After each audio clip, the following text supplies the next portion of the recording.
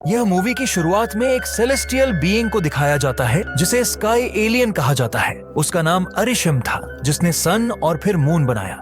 वहीं से light start हुई और धीरे धीरे अर्थ ग्रो हुई। लेकिन तभी डीप स्पेस से कुछ अजीब डिविएंट्स प्रकट होते हैं, जिन्हें वियर्ड क्रीचर्स भी कहा जाता था। जब वे प्लेनेट पर आते हैं तो ह्यूमंस और एनिमल्स को कंज्यूम करके खुद को नरिश करते हैं। इसके बाद 7000 साल पहले का एक सीन दिखाया जाता है, जहां कुछ एंशिएंट लोग फिश पकड़ रहे होते हैं। तभी एक स्ट्रेंज क्रीचर पानी से बाहर आता है और उन पर अटैक कर देता है।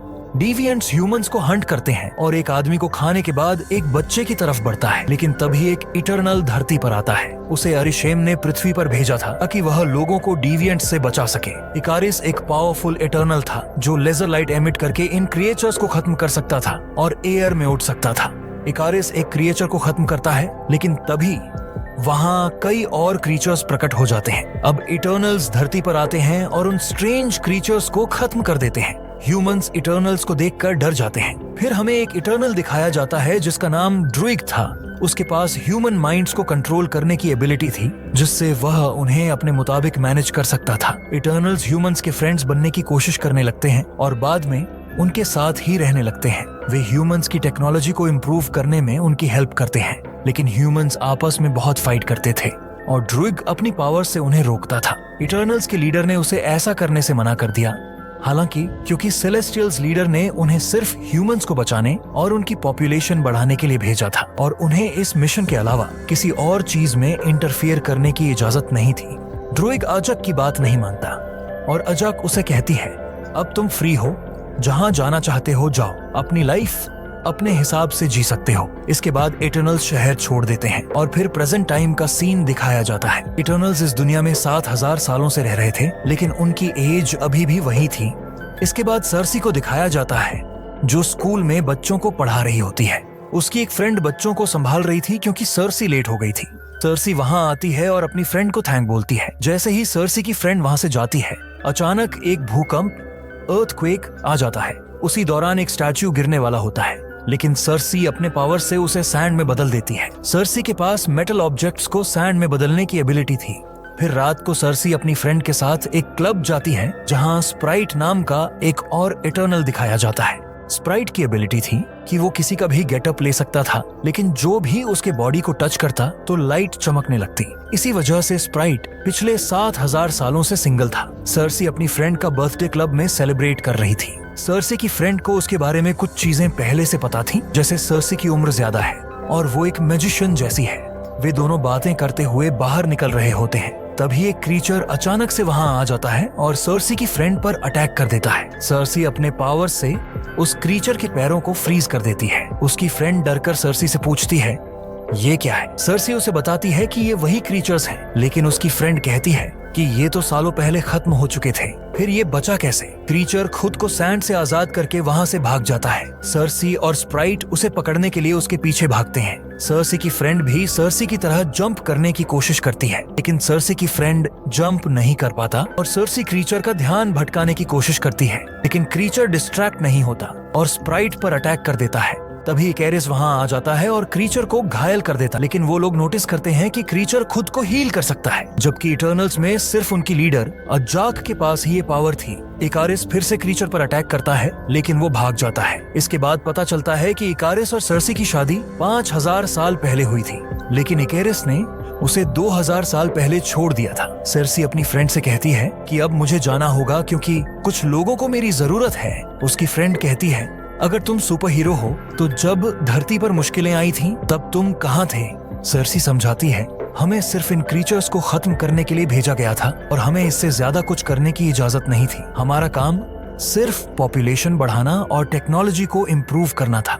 इसके बाद वो लोग अजाक से मिलने जाते हैं ताकि अपनी लीडर को बता सकें कि क्रीचर्स वापस आ गए हैं और पहले से ज्यादा ताकतवर हो चुके हैं। लेकिन जब वे अजाक के पास पहुंचते हैं तो उन्हें पता चलता है कि अजाक मर चुकी है। ये पहली बार हुआ था कि कोई इटर्नल धरती पर मरा था। उन्हें समझ आता है कि अजाक को उसी क्रीचर ने खत्म किया था जिसने उन पर अटैक किया था, लेकिन क्रीचर ने अजाक की पावर भी चुरा ली थी। फिर अजाक के गले से एक चमकता हुआ पावरफुल स्टोन बाहर आता है और सीधा सर्सी के अंदर चला जाता है। मतलब अजाक ने अपनी मौत के बाद सर्सी को नया लीडर चुना था। अब सर्सी अरिशेम से बात कर सकती थी। इसके बाद इटर्नल्स एक साथ इकट्ठा होने का प्लान बनाते हैं ताकि वो क्रीचर्स को खत्म कर सकें। सबसे पहले वो किंगो के पास जाते हैं। किंगो के पास अपने हाथों से फायर बुलेट निकालने की एबिलिटी थी। अब किंगो एक सुपरस्टार बन चुका था और कई फिल्में कर चुका था। जब इटर्नल्स उससे कहते हैं कि उनके साथ चलो, तो किंगो मना कर देता है और कहता है, मैं बहुत बिजी हूँ, मैंने बहुत सारी फिल्मों के लिए साइन किया हुआ है। लेकिन जब उसे पता चलता है कि उनकी लीडर मर चुकी है तो वो दुखी हो जाता है और जाने के लिए तैयार हो जाता है। उसके मैनेजर ने भी उसे जाने को कहा। इसके बाद वो लोग किंगो के प्राइवेट प्लेन से ऑस्ट्रेलिया जाते हैं क्योंकि वहाँ उनके 2 और इटर्नल्स रहते थे। वहाँ पहुंचकर उन्हें एक बहुत बड़ा मरा हुआ क्रीचर मिलता है। किंगो का मैनेजर कहता है, पहले ये क्रीचर्स कितने सुंदर हुआ करते थे। किंगो कहता है, क्या तुम पागल हो? ये सड़ा गला और बदबूदार क्रीचर किस एंगल से सुंदर दिखता है? फिर वो गिलगामेश से मिलते हैं। गिलगामेश उन्हें अपना केक ट्राई करने के लिए कहता है, लेकिन जब उसे अजाक की मौत के बारे में पता चलता है तो वो उदास हो जाता है और केक उसके हाथ से गिर जाता है। बाद में वो लोग थीना से मिलने जाते हैं जो एक पेड़ के नीचे बैठकर ड्राइंग बना रही थी। लेकिन अचानक उसे फिट्स आ जाता है और जब भी ऐसा होता है वो किसी पर भी अटैक कर देती है। गिलगमेश 7000 सालों से उसके साथ रह रहा था। थीना अपने हाथों से हथियार बनाकर अटैक कर सकती थी। वो इटर्नल्स पर अटैक करने लगती है, लेकिन स्प्राइट वहाँ का माहौल बदलकर उसे शांत करने की कोशिश करती है। वो थीना को याद दिलाती है कि वो कौन है और उनका मकसद क्या है। फिर गिलगमेश उसे समझाता है और वो नॉर्मल हो जाती है। बाद में सब साथ में डिनर करते हैं। सर्सी वहां जाती है जहां थीना ने ड्राइंग बनाई थी और उसे देखकर अपने लीडर से संपर्क करने की कोशिश करती है। तभी उसकी आत्मा अरिशेम तक पहुंच जाती है। सर्सी उसे बताती है कि क्रीचर्स फिर से धरती पर आ गए हैं और उन्होंने अजाक की शक्तियां चुरा ली हैं। अरिशेम कहता है कि ये इमर्जेंस की निशानी है। सर्सी पूछती है कि इमर्जेंस क्या है, तो अरिशेम कहता है कि अब तुम्हें तुम्हारा असली मकसद बताने का समय आ गया है। असल में तुम्हें सिर्फ क्रीचर्स को खत्म करने के लिए नहीं भेजा गया था। हजारों साल पहले मैंने धरती में एक बीज लगाया था। इस बीज को लाखों साल और इंसानों की ऊर्जा चाहिए थी ताकि ये पनप सके, लेकिन मैंने गलती से इंसानों और जानवरों को बनाते समय डिविएंट्स भी बना दिए। ये गलती से पैदा हुए क्रीचर्स लोगों की जनसंख्या कम कर रहे थे क्योंकि ये इंसानों को खा रहे थे। तब मैंने तुम्हें और तुम्हारे जैसे इटर्नल्स को बनाया ताकि तुम डिविएंट्स को खत्म कर सको। सर्सी पूछती है, क्या अजाक को ये सब पता था?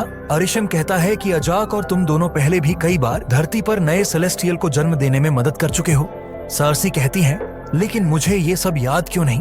अरिशेम कहता है, क्योंकि मैं तुम्हारी याददाश्त हर बार मिटा देता हूँ, इसलिए तुम्हें कुछ याद नहीं रहता। सर्सी को ये भी पता चलता है कि थीना जो सपने देख रही थी वो दरअसल उसकी पुरानी यादें थी। उसकी यादें पूरी तरह मिटाई नहीं गई थी। सर्सी अपनी टीम को ये सब बताती है और सुनकर सब चौंक जाते हैं। फिर सर्सी कहती है, हमें इंसानों को बचाना होगा और इमर्जेंस को रोकना होगा, वरना इंसान खत्म हो जाएंगे। इकारिस कहता है कि पहले हमें बाकी लोगों को ढूंढना होगा और फिर मिलकर तय करेंगे कि क्या करना है। फिर वो अमेज़न जंगलों में ड्रुइग के पास जाते हैं। ड्रुइग सब कुछ सुनता है लेकिन उनके साथ जाने से मना कर देता है। तभी बहुत सारे क्रीचर्स उन पर हमला कर देते हैं। किंगो अपनी पावर से फायर करता है और स्प्राइट किंगो के मैनेजर को बचाने की कोशिश करती है। इकारिस एक क्रीचर से लड़ता है लेकिन क्रीचर उसे नीचे फेंक देता है और उसकी पावर्स लेने की कोशिश करता है। तभी गिलगामेश वहां आ जाता है और अपनी सुपर पावर से जोरदार पंच मारता है। उसके हाथ हथौड़े जैसे मजबूत थे। सर्सी पर भी एक क्रीचर हमला करता है लेकिन वो उसे एक ट्रे में बदल देती है। दूसरी तरफ थीना पर क्रीचर्स हमला करते हैं लेकिन गिलगामेश उसे बचा लेता है। तभी क्रीचर का लीडर गिलगामेश को खत्म कर उसकी पावर्स चुरा लेता है।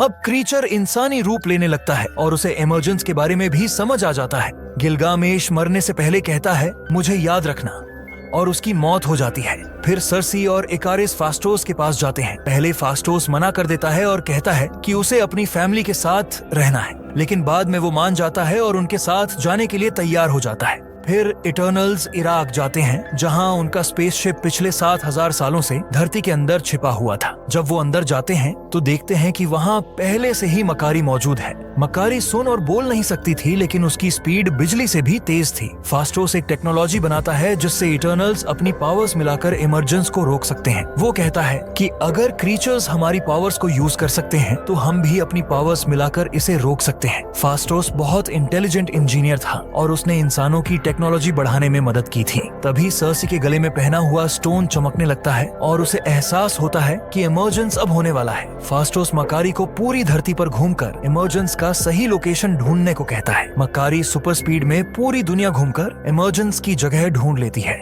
लेकिन तभी इकारिस फास्टोस की बनाई हुई टेक्नोलॉजी मशीन को तोड़ देता है। इकारिस ने अजाक को मार दिया था क्योंकि अजाक भी इमर्जेंस को रोकना चाहती थी। उसे इंसानों से लगाव हो गया था। जब अजाक ने इकारिस को बताया कि इमर्जेंस होने वाला है और हमें इसे रोकना होगा, तो इकारिस ने उसे उन क्रीचर्स के सामने फेंक दिया जिन्होंने उसकी पावर्स छीन ली और उसे खत्म कर दिया। अजाक की मौत के बाद इकारिस उसे उसके घर वापस छोड़ आया ताकि किसी को शक न हो। जब बाकी लोग इकारिस से सवाल करते हैं तो वह कहता है, मुझे अरिशेम ने बनाया है और अगर जरूरत पड़ी तो मैं तुम्हें भी खत्म कर दूंगा। इतना कहकर वह चला जाता है और स्प्राइट भी उसके साथ जाती है। किंगो भी कहता है कि हम इकारिस के बिना कुछ नहीं कर सकते और वो भी चला जाता है। अब बाकी बचे इटर्नल्स के पास इमरजेंस को रोकने के लिए पर्याप्त ताकत नहीं थी। फास्टोस सर्सी से कहता है कि उसकी पावर्स अरिशेम से जुड़ सकती हैं और अगर हम सब अपनी ताकत मिलाएं तो इमरजेंस को रोक सकते हैं। वह सर्सी के स्टोन की मदद से एक यूनिबैंड बनाता है जिससे उनकी शक्तियां जुड़ सकें। फिर वे अपने स्पेसशिप से उस जगह जाते हैं जहां इमर्जेंस होने वाला था। इकारिस और स्प्राइट पहले से वहां मौजूद होते हैं क्योंकि उन्हें पहले से पता था कि इमर्जेंस कहां होगा। दूसरे इटर्नल्स भी वहां पहुंचते हैं और इमर्जेंस को रोकने की कोशिश करते हैं। एक विशाल सेलेस्टियल धरती से बाहर निकलने ही वाला था जो पूरी दुनिया के लिए खतरनाक था। इटर्नल्स अपनी शक्तियों को मिलाकर इमर्जेंस को रोकने की कोशिश करते हैं। इकारिस ड्रुइग को बहुत दूर फेंक देता है जिसे देखकर मकारी गुस्से में चीखती है और फिर इकारिस पर हमला कर देती है। इकारिस, जो पिछले 7000 सालों से कभी नहीं हारा था, अब मक्कारी से पिट रहा था। सर्सी फास्टोस से कहती है, मैं अकेले इमर्जेंस को रोकने की कोशिश करूंगी। फास्टोस कहता है, ठीक है, तुम कोशिश करो, हम इकारिस को रोकने की कोशिश करेंगे। बाकी इटर्नल्स इकारिस से लड़ने लगते हैं। तभी क्रीचर्स का लीडर भी वहां पहुंच जाता है और मकरी उसके चारों ओर एक विशाल सर्कल बना देती है ताकि उसे रोका जा सके। मकरी को एक क्रीचर पकड़ लेता है और उसकी शक्तियां लेने की कोशिश करता है, लेकिन तभी फास्टोस उस क्रीचर पर हमला कर देता है जिससे मकरी दूर जाकर पहाड़ की गुफा में गिर जाती है। फास्टोस अपनी टेक्नोलॉजी से इकारिस को बांध देता है जबकि सर्सी इमर्जेंस को रोकने की कोशिश कर रही होती है। तभी स्प्राइट उसे चाकू मार देती है और कहती है, मैं इंसानों को बचाना नहीं चाहती। मैं 7000 सालों से इस धरती पर हूँ, लेकिन कभी प्यार या परिवार का एहसास नहीं हुआ।